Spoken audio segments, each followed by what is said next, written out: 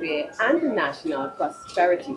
And that was your news in 90 seconds. And of course, as I promised, we will have a chat with our very first guest on GMT this morning, no stranger, Mr. John Arnold. And we are going to talk about Tobago StarQuest. I know many of you have been following. We had a semi-final night last evening and of course one on the 14th. And it's just about who, is going to be in that final. So I would invite the Chief Judge, Mr. O'Connor, better known as Happy, to just hand over these results. So we are going to get these results the very first time. Whatever happened last night, the judges deliberated, and on Tobago updates this morning on GMT. So I hope those of you who were part of the production for the semi-finals, you're listening. Maybe you know someone who was a contestant, call them up. Let them listen to find out if they are moving on. So, Mr. O'Connor, I invite you to hand over that precious envelope. We should have it. Thank you very much, sir. Yes. We should have it in a steel briefcase with locks, right? But it is exciting to know that after all your work, you have an opportunity to move on. So, Mr. Arnold, before we open that very precious envelope, Tobago StarQuest, tell us a little how you are involved. I know it's a team of you. Tell us your portfolio.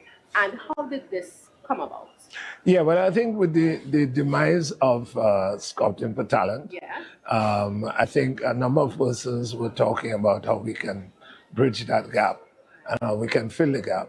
And then came this idea, several persons were involved, Cyril Collier, Mr. Devines, Kwan, brought together some really solid people. And in working together, we were able to get this off the ground. So we did get a good support from the Ministry of Sport and Community Development in Trinidad as a start. And that really augured well because we were now able to move throughout the communities of Tobago and now ask people to come forward with their amateur talent.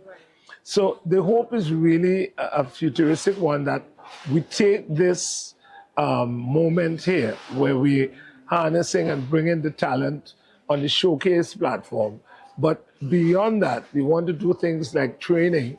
And next year, hopefully, we're able to do that and to obviously see something that will become a sustainable product for the years to come. Most definitely. Yeah. And I really appreciate the feature of the Tobago StarQuest team, the judges moving from community to community. Yes. I think it allowed persons who may not have come to one main central point for 1 day, 2 days to say, well, if you're so close to me, if you're so close to home, let me come out.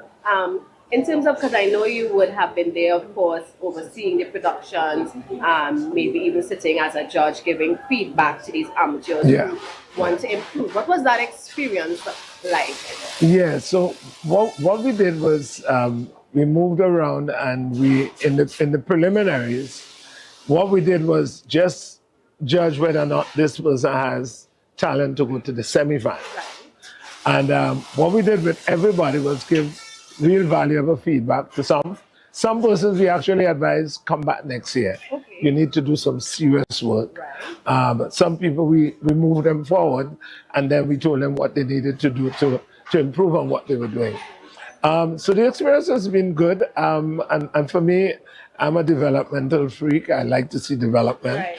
And so it was good to see real people coming forward. And I think for me, I was able to see people in Palatavere, Bellegarde, Seville, Castara. But these are all people that are doing their thing in the little spaces, but now they're getting the publicity because we're doing this on television and so on. So for me, I think this always well, and as I said, it will redound to real good success for Tobago as we do that, and we hope that powers that be can certainly support it in terms of moving these artists from one tier to the next tier. Right. And as an individual, of course, a musician, someone in this the entertainment sector, even all the work you would have done with the Signal Hill Alumni Choir, seeing young persons, because I realized a lot of the contestants were young. I don't know if there was an age group, but I saw different there's no age group. Right across, and I really found that to be another high point of the production that sometimes we give opportunities just to a particular group, but here it was just bring your talent. Yeah, bring your talent. Yeah. Child, old, over 50, under 50. Right. It didn't matter. All right, so I think we spoke enough. The people are waiting. Yeah. We don't have drums, but I could give you a lap roll. Yeah, give me the lap Yes. roll. Yeah. Let's listen. Who is going to move on to the finals? Do we have a date for the finals as yet, Mr. Arnold? Yes, the Tell 14th. us. Okay, 14th so of December. all right, so we're looking at like 2 weeks, right? Yes, excellent. I think I have to tear. Yeah, let's just get into that envelope. I have to tear. Maybe the briefcase might have been easier to open. Oh my God. Oh All my right, God. so these names are going to be released for the very first time on Tobago Update GMT this morning. So go ahead. So, and this is in no particular order.